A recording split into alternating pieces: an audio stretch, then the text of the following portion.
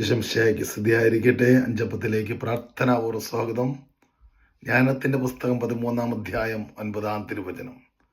ലോകത്തെ ആരാഞ്ഞ് ഇത്രയും അറിയാൻ കഴിഞ്ഞെങ്കിൽ ഇതിൻ്റെ എല്ലാം ഉടയവനെ കണ്ടെത്താൻ വൈകുന്നത് എന്തുകൊണ്ട്?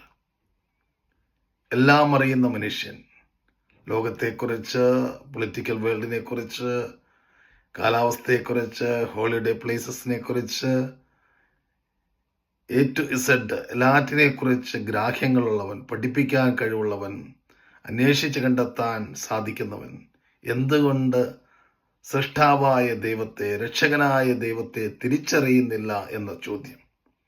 ഈ ചോദ്യത്തിന് നമ്മുടെ ജീവിതത്തിൽ, നമ്മുടെ കുടുംബത്തിൽ, നമ്മുടെ പ്രിയപ്പെട്ടവരിൽ പ്രാധാന്യമുണ്ടോ എന്ന് ചിന്തിക്കുക. എഫേസസ് ലേഖനം 4-ാം അധ്യായം 18-ാം തിരുവചനം നൽകുന്ന ഒരു ഉത്തരം ഇതാണ്: ഹൃദയ കാഠിന്യം നിമിത്തം അജ്ഞത ബാധിച്ച അവർ ബുദ്ധിയിൽ അന്ധകാരം നിറഞ്ഞ് ദൈവത്തിൻ്റെ ജീവനിൽ നിന്ന് അകറ്റപ്പെട്ടിരിക്കുന്നു. അപ്പം ബുദ്ധിയിൽ അന്ധകാരം നിറയുന്ന, ഹൃദയ കാഠിന്യമുള്ള അവസ്ഥകളുണ്ടാകാം. ഹോസിയ പ്രവചനം 4-ാം അധ്യായം 6-ാം തിരുവചനം പഠിപ്പിക്കുകയാണ്: എൻ്റെ ജനം അജ്ഞത നിമിത്തം നശിക്കുന്നു. മറ്റൊരു പ്രധാനപ്പെട്ട കാരണം ഹോസിയ പ്രവചനം അതിൻ്റെ 5-4 പറയുകയാണ്: തങ്ങളുടെ ദൈവത്തിൻ്റെ അടുത്തേക്ക് തിരികെ പോകാൻ അവരുടെ പ്രവൃത്തികൾ അവരെ അനുവദിക്കുന്നില്ല, കാരണം വ്യഭിചാര ദുർഭൂതം അവരിൽ കുടികൊള്ളുന്നു.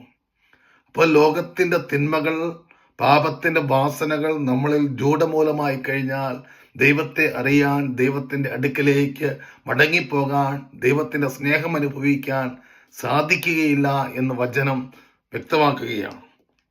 ഇസ്രായേലിന്റെ അഹങ്കാരം അവനെതിരെ സാക്ഷ്യം നൽകുന്നു. എഫ്രായിം തന്റെ തിന്മയിൽ തട്ടിവീഴും, യൂദയായും അവരോടൊപ്പം കാലിടറി വീഴും. അപ്പോൾ പ്രിയപ്പെട്ടവരെ, നമ്മുടെ അകൃത്യങ്ങൾ, നമ്മുടെ അഹങ്കാരം, നമ്മുടെ അവിശ്വസ്തതകൾ, നമ്മുടെ ജഡികമായ പാപാവസ്ഥകൾ ദൈവത്തെ അറിയാനും ആസ്വദിക്കാനും ദൈവത്തിൻ്റെ സ്നേഹം അനുഭവിക്കുവാനും തടസ്സമാകും എന്ന് വചനം പറയുകയാണ്. ഈ പരിശുദ്ധമായ വചനം നമ്മളെ വിളിക്കുന്നതിൻ്റെ ആഴമേറിയ കാരണം, നീ നിന്റെ ദൈവത്തെ, സൃഷ്ടാവിനെ, രക്ഷകനെ തിരിച്ചറിഞ്ഞ് അവൻ്റെ കൂടെ നടക്കേണ്ട ഒരു മകനും മകളുമാണ്. അതുകൊണ്ട് നമ്മൾ പ്രാർത്ഥിക്കേണ്ടത്, നമ്മൾ ആഗ്രഹിക്കേണ്ടത് ഇപ്രകാരമാണ്. ഹോസിയ പ്രവചനം 14-ാം അധ്യായം ഇസ്രായേൽ നമ്മുടെ പേര് വിളിച്ചു പറയുകയാണ്: നിന്റെ ദൈവമായ കർത്താവിങ്കലേക്ക് തിരിച്ചു വരിക. നിന്റെ അകൃത്യങ്ങൾ മൂലമാണ് നിനക്ക് കാലിടറിയത്. കുറ്റം ഏറ്റുപറഞ്ഞ് കർത്താവിൻ്റെ അടുക്കലേക്ക് തിരിച്ചു വരിക. അവിടുത്തോട് പറയുക, അകൃത്യങ്ങൾ അകറ്റണമേ.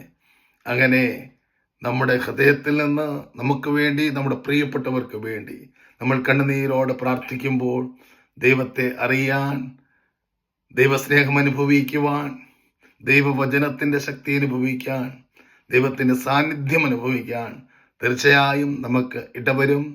അപ്രകാരമുള്ള കൃപയുടെ ദിനങ്ങൾ നമ്മുടെ ജീവിതത്തിൽ, പ്രിയപ്പെട്ടവരിൽ ധാരാളമായി ഉണ്ടാകട്ടെ എന്ന പ്രാർത്ഥനയോടെ. Praise the Lord.